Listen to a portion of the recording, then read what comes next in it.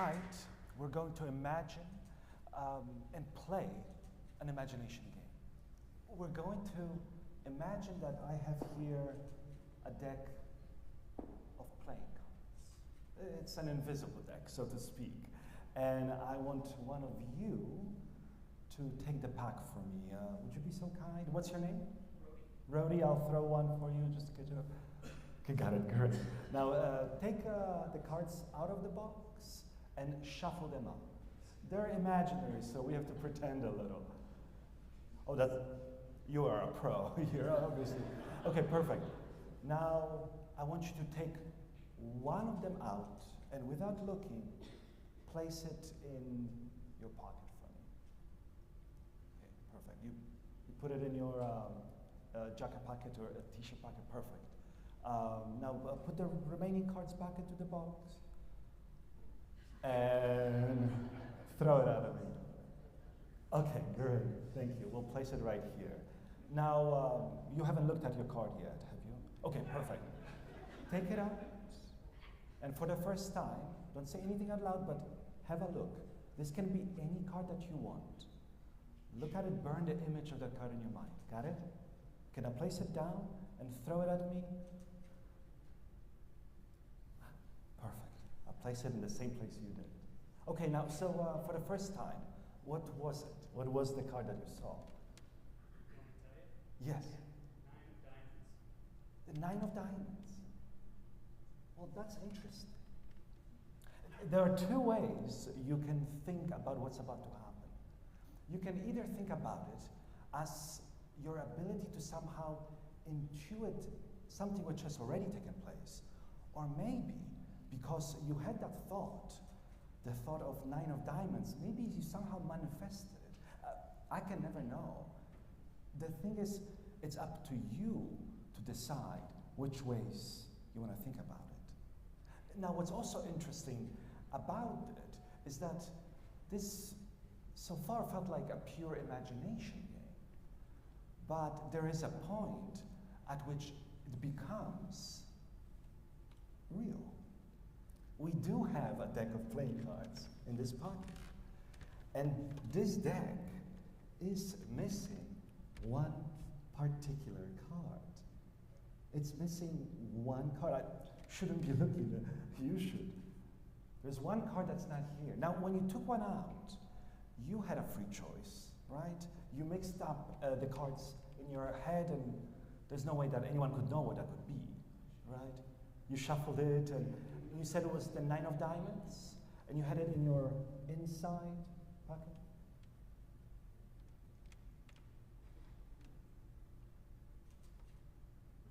The 9 of diamonds.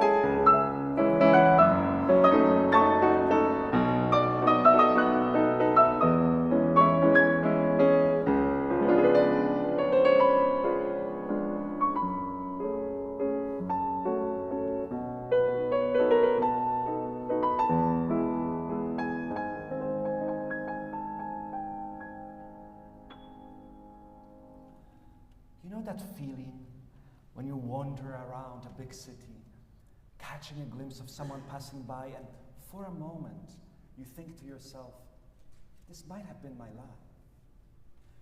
Every person here has a story. What if you had 2? That's where we begin, with the story from my favorite film, The Double Life of Veronique. The film portrays a story of 2 interconnected lives. Veronique, music teacher in Paris, and Veronica, a young singer in Warsaw. The 2 never meet, but sense a strong connection to one another. Have we met before? You look so familiar. I have this weird sense of deja vu. What's your name? Olivia. Olivia? Igor, nice to meet you. Olivia, you and I will demonstrate a connection over a distance, like the two characters in the film. But to do this right, you have to be as close to the piano as possible. So, would you be so kind and join me up on the stage? Let's give her a warm round of applause. Come on.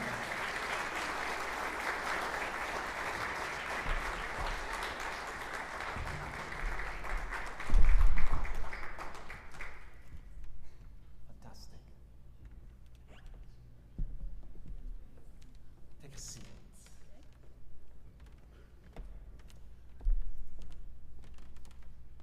This box is wrapped in the map of old Paris. It symbolizes Veronique and reveals a puzzle. Your role is to solve the puzzle. In the time it takes me to play the second half of the waltz at the piano. Now, I don't want you to fix the cube in any particular order. As a matter of fact, I don't want you to even look at it, but do it by feel and to the rhythm of the music. When I begin to play, you will close your eyes and start mixing. Ready?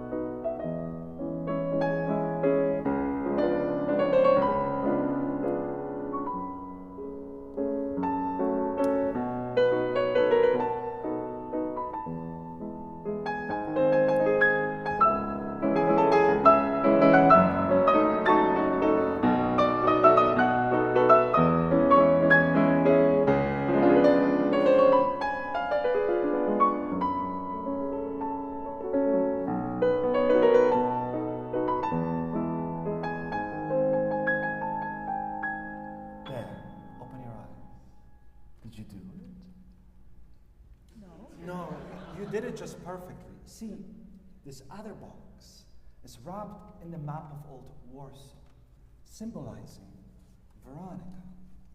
When you bring the two together, you realize that even though we're separated by distance, cultures, and memories, we still share things in common. Each side of the two cubes is a perfect match.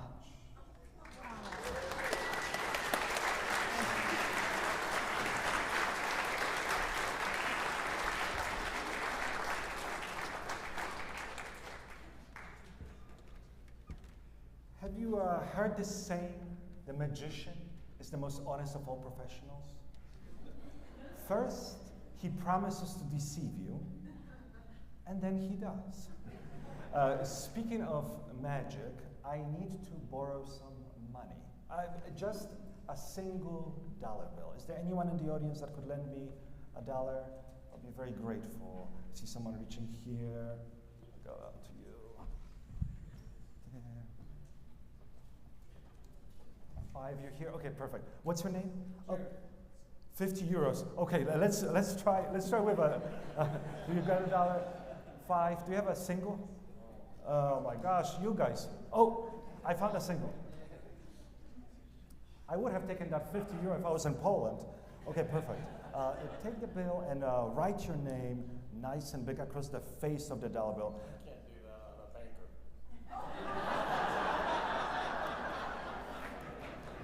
As he proceeds to sign the dollar bill. Okay, fantastic. I'll take the pen and I'll take your money. What's your name? Bruce. Bruce. Okay, perfect. That's on the bill.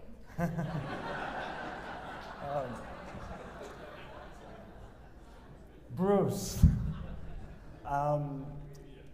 This is one of the first experiences of magic for me. My great-grandfather did this trick, and one of the earliest memories for magic, and the way that I remember it is that he would borrow a coin from me, and he would hold it in his fingertips, just like this, and then the coin started to bend. It's kind of like one of those optical illusions.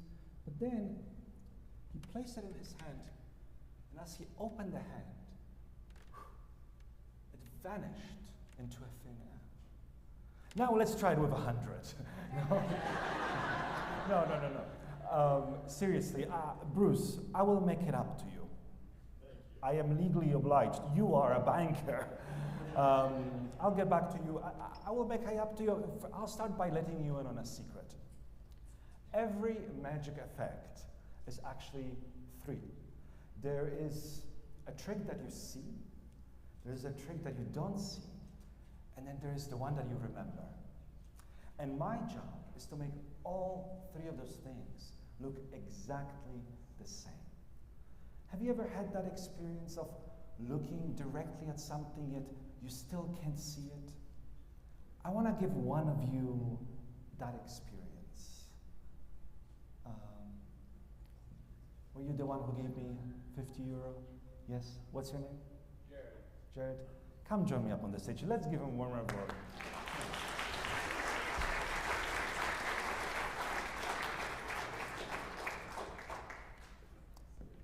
Take a seat. You've got the best seat in the entire house. You'll be able to experience magic up close, standing in for everyone else so they can experience magic through you. Okay? Let's begin. If you can just touch the back of any of these for me. Does anyone? This one here? Perfect. Let's see. 2 of hearts. Is that fine with you? Looks great. Okay, great. Take this pen and write your name nice and big across the face of 2 of hearts. Perfect. I'll take the pen. And we can begin. Let's place this in the middle, just like this. You can see that. Watch. Just a riffle. The card moves from the middle to the top. Let me try it one more time. I gotta work my way up. Okay, in the middle. What? Kind of glad I didn't give you my money. See?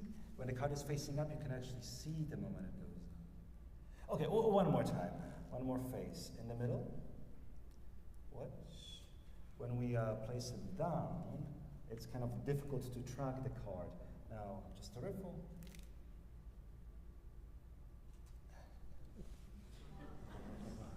Okay, we could shuffle this entire time. It's not on the bottom, it's not on the top, but it's just a riffle. Oh. Goes to the top, watch. Watch the edges of the deck. Inhale, exhale. It looks like cards are breathing. Okay, now your turn. Pick up about half of the deck. We'll place your card right there, put the rest of the top. Okay, now no moves, no trickery, no sleight of hand. Just magic. There. Whoa! Now, every phase of this felt improbable, but we want the impossible. Take the rubber band for a moment. I'll shuffle these. We see the card is not on the bottom, it's not on top. I'll wrap it. Perfect. And now, from now on, magic will happen entirely in your hands. Now, it takes a little bit of time, about 30 seconds, half a minute. The precise amount of time it takes me to play half of Minute Waltz by Frédéric Chopin. Have you heard it before? I have. Yeah, it's a great piece. I played it so often I can do it in my sleep.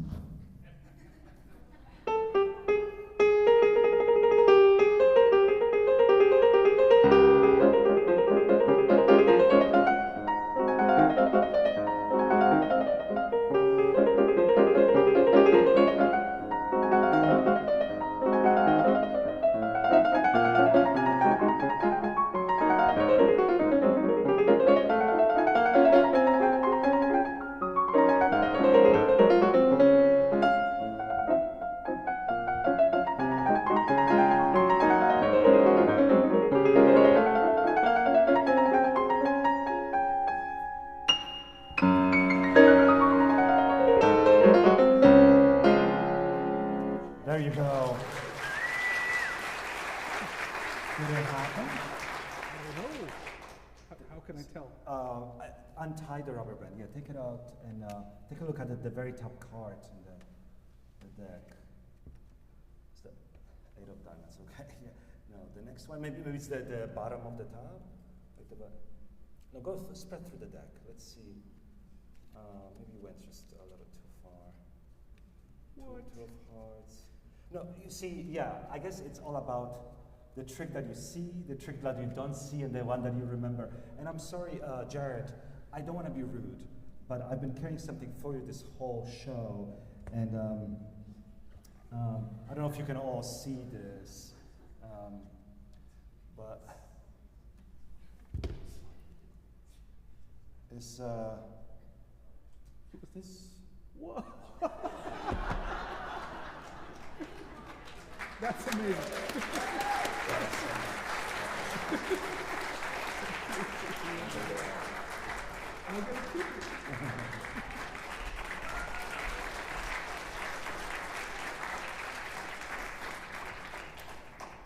You know, there is a saying, the trick is the illusion, the magic is real. Magic isn't tricks. It's what you experience. Anyone can show someone a trick, but to get someone to experience magic, that's something else entirely. I love a beautifully conceived piece of conjuring, but what I chase after is that feeling of real magic. This piece gets very close. This is Fazil says Black Earth.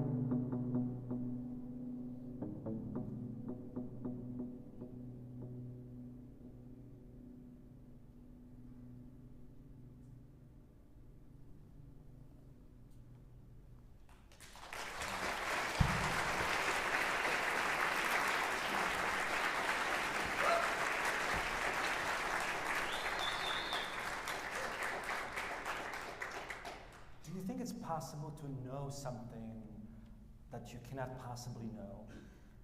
I know it's a paradox, but it doesn't mean it can't happen. Whether you call it intuition or a sixth sense, we all have it to some degree. Earlier this evening, I made a prediction. Before we get to it, I'm going to test your intuition. Now, it's not 100%, but the goal is to come as close as possible. And you may pick up on something that's going on, but if not, it doesn't matter, because I'm still going to bet that you're going to do this even though you won't know how. Okay? I'll start maybe with you, sir, in a bow tie. What's your name? Randy. Nice to meet you, Randy. Imagine that you're walking into an airplane. It's departing and it's traveling all over the world. You have a window seat. You take a peek. You see the countries passing by below you. When I snap my fingers, you're going to name the country that's right below. And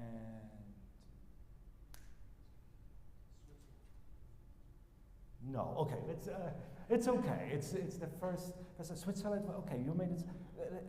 Let's try it again. I'll give you a little bit more time. You're passing Switzerland. Keep going. I won't even look. I'm just gonna wait and stop my fingers, and then you'll name that country in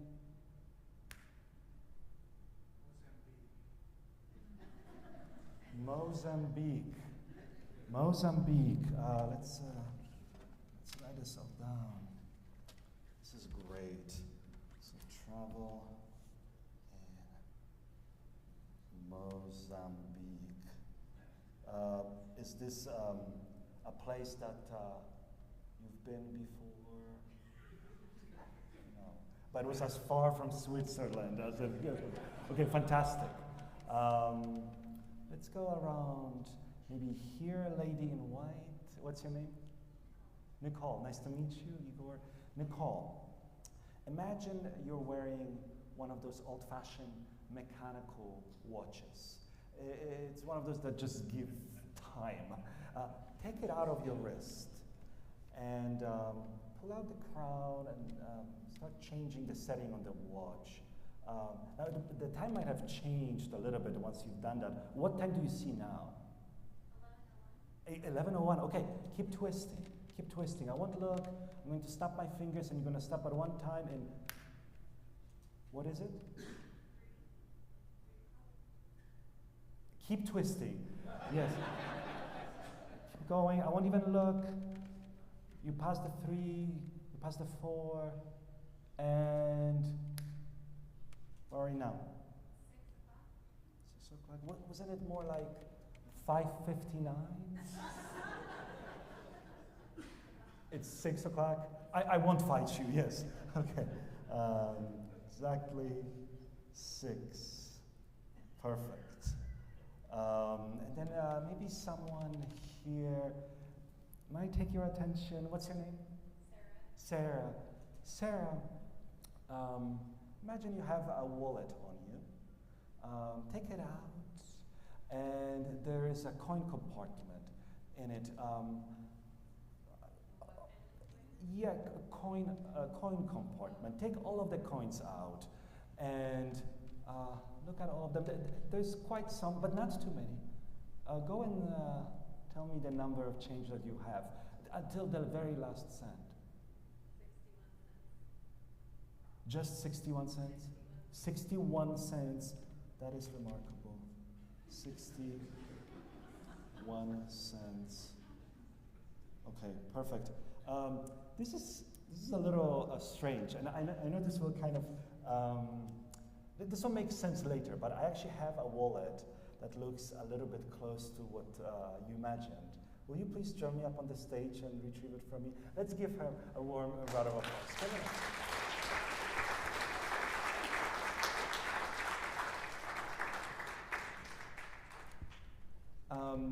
Before we get to the wallet, we're going to try one more thing, okay? Let's see. Okay. All right. I'm going to start dealing the cards down onto the table, and you're going to say stop anytime. And please don't be influenced by me or anything that I say or do, and this has to be completely free choice. We can be here all night. Anytime. Okay, stop. Right here, or do you want one more card? No, that's good. This one? That's it. Just stop right Okay, there. take it. Okay. Don't look at it yet. Okay. I just want to make sure that everyone knows. If you went one card further, you have picked King of Hearts. Next one, 4 of Clubs. Earlier, 6 of Hearts. You know, the point is that they are all different, and you stopped at exactly the moment that you wanted to stop. What was the card? 7 of diamonds.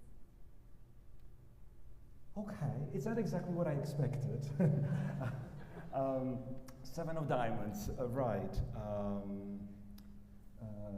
of diamonds, where is this? I'm gonna write this card.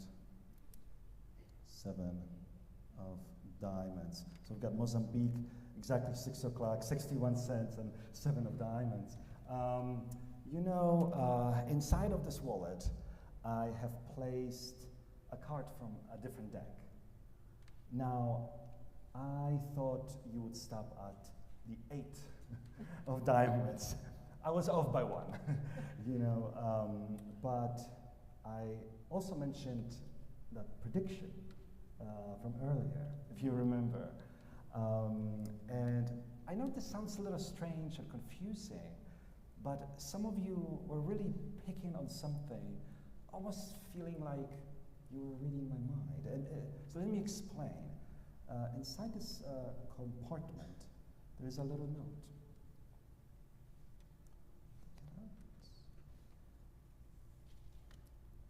And if you be so kind, I'll take your 7 of diamonds. Come up here to the microphone and read to us, nice and loud, line by line, what it says. Okay.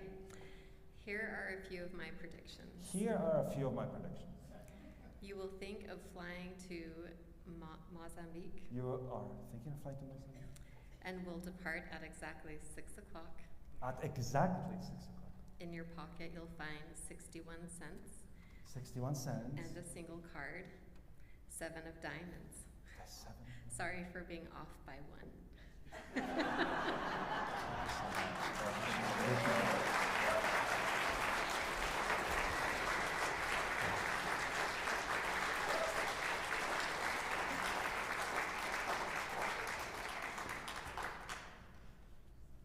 You know, some people call it telepathy.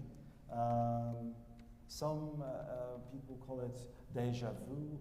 Telepathy is an interesting word. It comes from the Greek. Tele meaning distant, and patheia meaning to be affected by.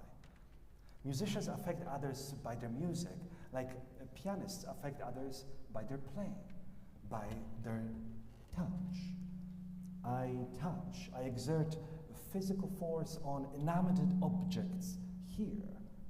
A series of keys made from plastic or ivory and a whole succession of events occur.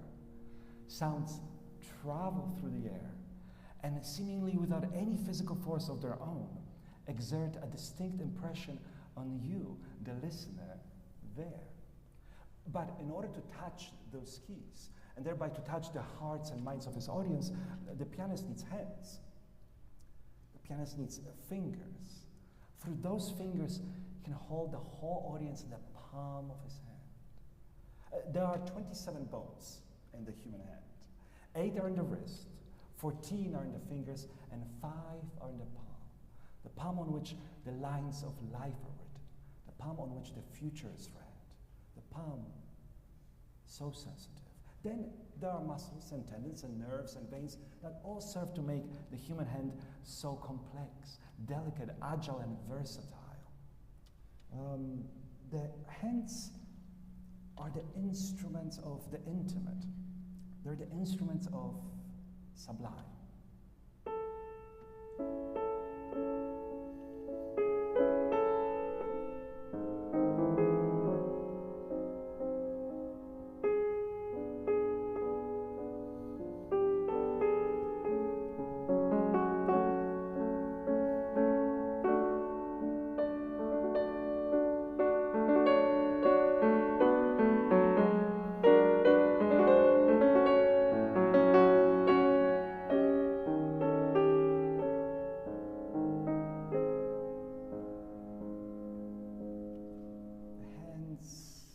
Extremely tender, but they can also be extremely violent.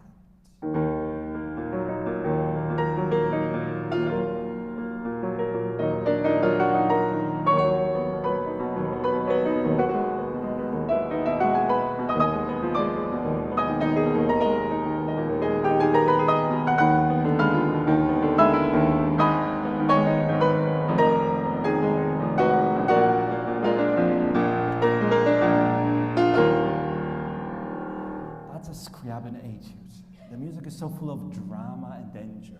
There's that musical figure here. It's like the insistent tolling of bells, or knocking of fate, or calling to account before a higher being.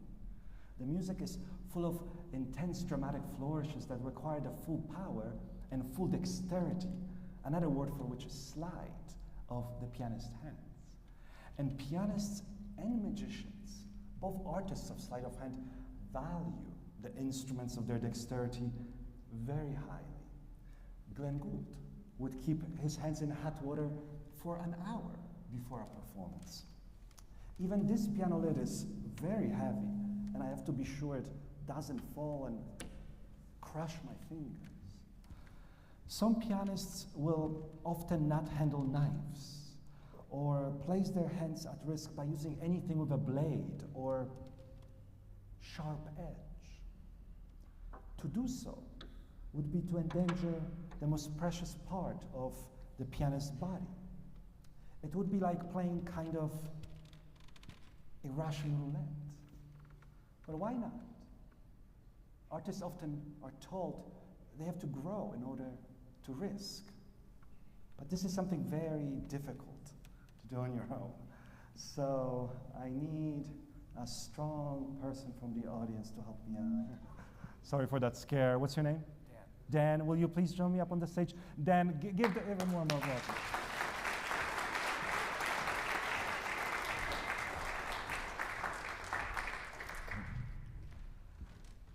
Dan, let me explain to you what's going to happen. We have 4 wooden discs here. They're all the same except this one, which has a nail at the end. Check, make sure the spark is solid. Okay, super. Now, we're going to cover these discs with 4 plastic cups. And we're going to mix them up so that nobody has an idea where the spike is. Would you do me a favor and do that? Do it by the wooden disc so that the cups won't fall off the top. And I don't want you to know either, so I'm going to stand right here and go ahead and start mixing them up. Just 1 or 2 or 3, anytime you want. Got it? Okay, perfect. So now nobody has an idea where the spike is except you. So look away. I'm going to give them an extra mix. Okay, perfect. Super. Okay, so now you don't know, I don't know, the audience doesn't know. I'm going to take one final step. If you can confirm that this is indeed blindfold, you can see through it. Okay, great. Take this. And Dan, can I have your hand, please? Okay, perfect. And if we can go above the first cup in line. Are we above the first cup? I can't really see much, so. No. Okay, right there, okay. Done. This is kind of the most important question of the night. Do you think the spike is here, yes or no? I have no idea. It is a yes or no question. Okay, no. Oh, okay. Good beginning. Okay, let's go to the very far left. Dan, do you think the spike is here, yes or no? No. You sure? Also no. Okay, good. Okay. Give me your left hand, give me your right hand. Okay. Let's place both of the hands above the cups. Now tell me, Dan, do you think the spike is under your left hand or under your right hand? Under your left hand or under your right? My right hand. Your right hand? But I mean. You made all the decisions. It is under your right hand. Oh, okay, all right. Well done, Dan. Thank you so much for helping out. Appreciate it.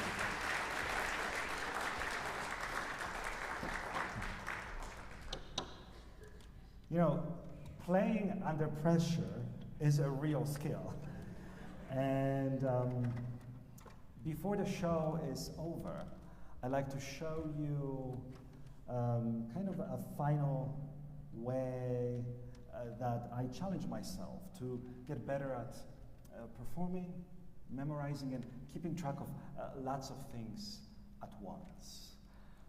I usually do it with a deck of cards. Then you can turn that mic down. I have someone else shuffle it for me. I'm not picking it. Would you do me a honor? Okay, great.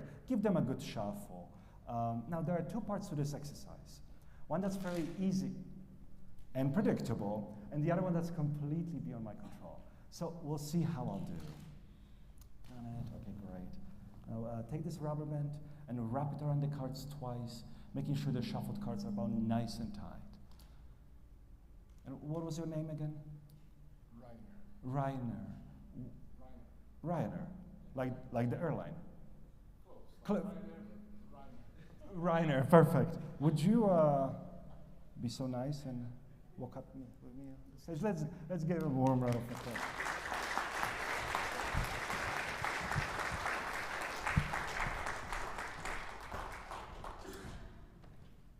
Reiner. Did I do that right? You did great. Let me explain what's going to happen. We're going to use a metronome to count off 15 seconds. In those 15 seconds, I will attempt to memorize the position of every single card in a deck. In less than 15 seconds, it's really difficult. After I memorize it, I'll sit down at the piano, start playing a complex fugue by Johann Sebastian Bach, while I call out each and every card one by one. And here's what I want you to do. After I memorize it, sit down at the piano, start playing. When I'll tell you, you gather up the cards, hold them face up, and each time I name a card, take the first one off the top, show it to the audience, and throw it down. And each time I'm right, just say, yes, nice and clear, to make sure I'm not making any mistakes. Okay. This. Okay. All right. Reiner, please say start out loud, count 15 clicks with the metronome, and then say stop. I'm ready anytime. Start.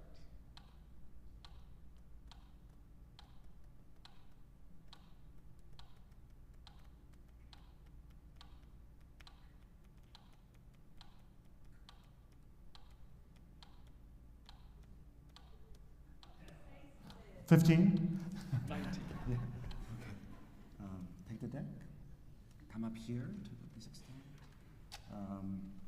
Okay, perfect. Just wait for my instructions. I need to warm up.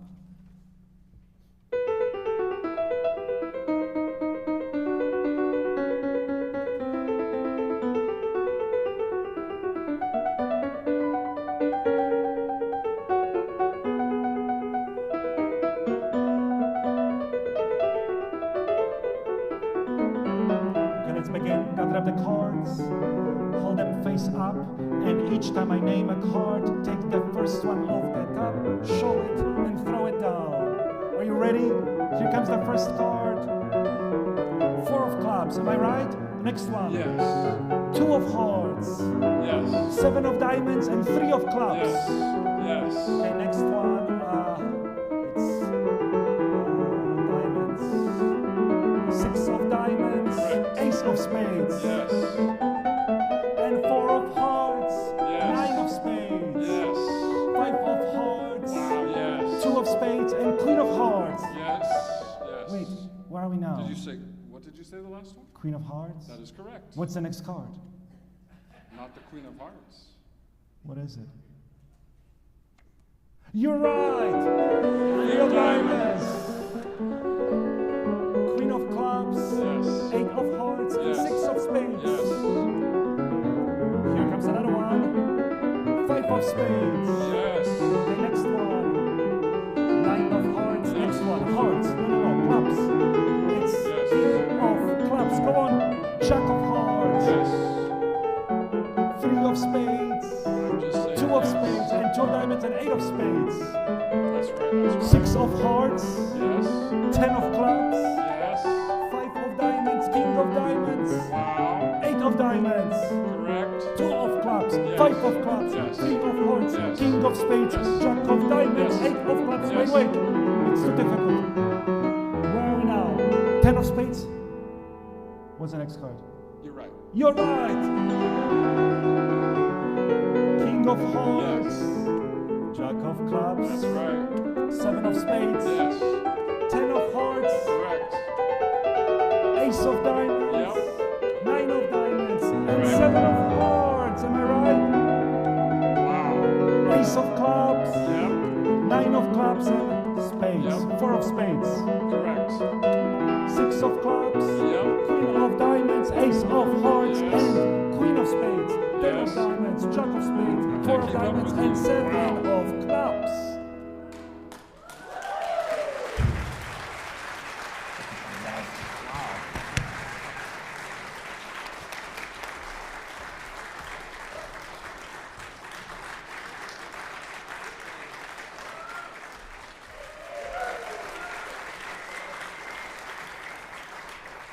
You will decide how this evening will end. Is it Bruce the banker? Yes, you remember that. Bruce, you've been so nice about that dollar of yours that vanished in a puff of smoke. So I will give you this opportunity to decide on the final piece of the program. Would you be so kind and join us up here? Let's give a warm round of applause for Bruce. Come on up.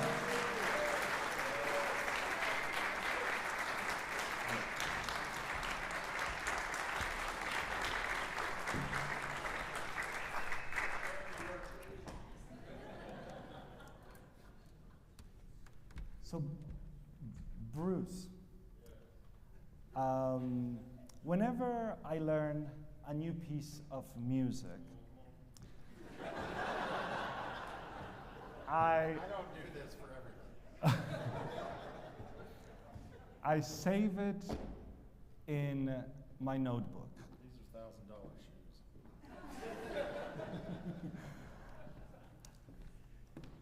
$1,000 shoes.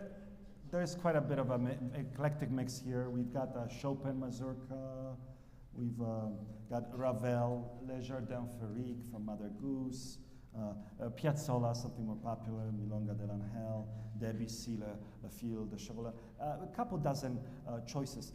I'm going to flip through the book, and you're going to say stop anytime you like, and we'll settle there. Ready? I'll do it slower. You ended the second part quicker. Yes. Stop. Stop there. Let's see what you've got. Do you mind mentioning Grünfeld, Soirée de Vienne? It's quite a lovely piece, actually. It's a bit of a knuckle buster for a pianist. You probably did that on purpose, huh? It's one of Where's the chair? Yeah, go. Take a seat. It's one of those great Viennese waltzes.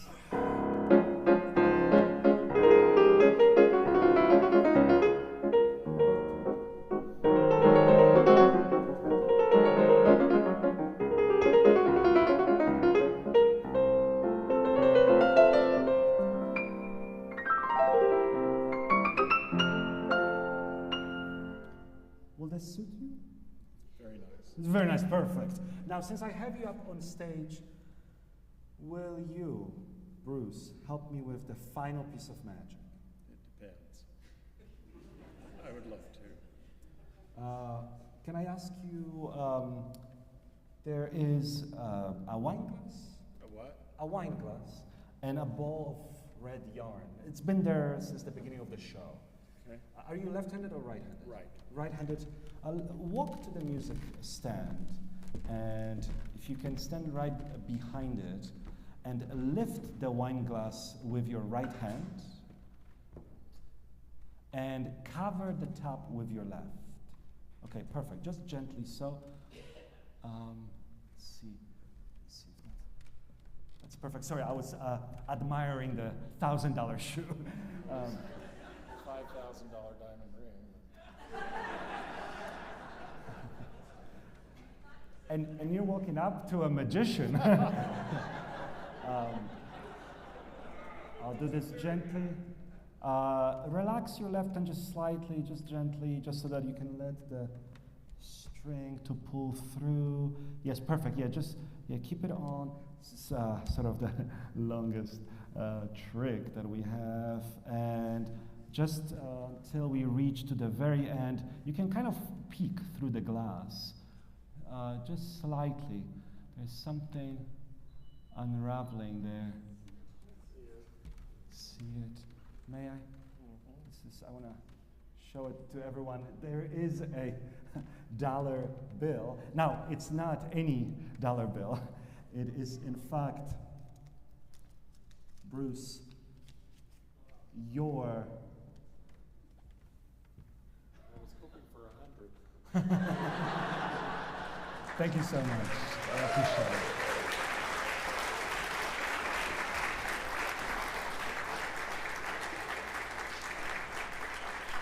Well, with this piece, I bid you a good night.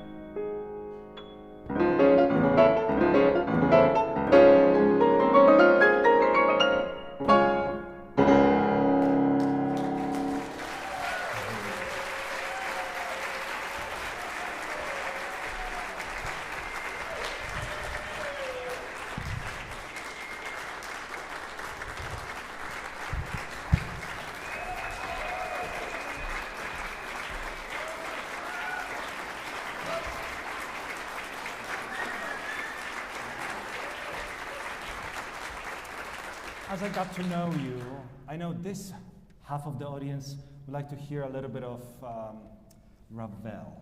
This part of the audience wants to hear a little bit something more casual, maybe a standard, like Singing in the Rain. So I will bid you good, and I will create two at the same time. This is Salvatore Sciarrino, Anamorfosi.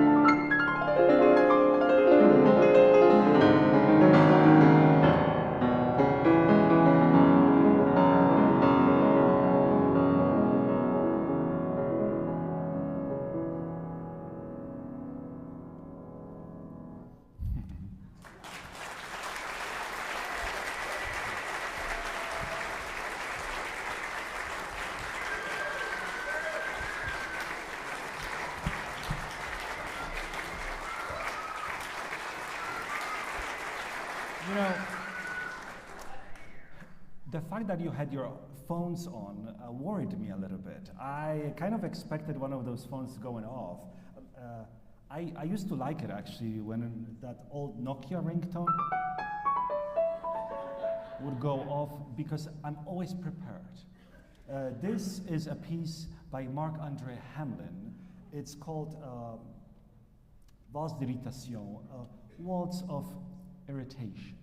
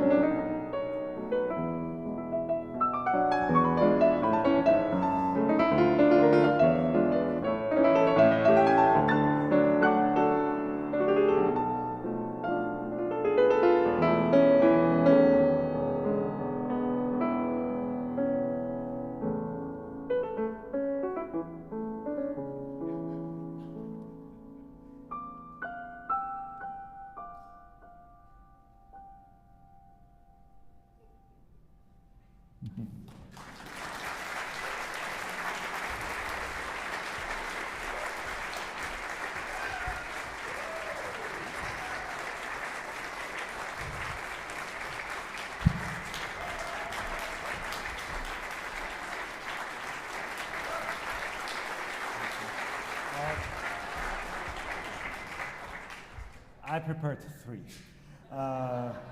This is one of my favorite pianists, Wagner Moritz, also number 3. It's a Polish pianist composer, Moszkowski. The piece is called Étincelles, Spark.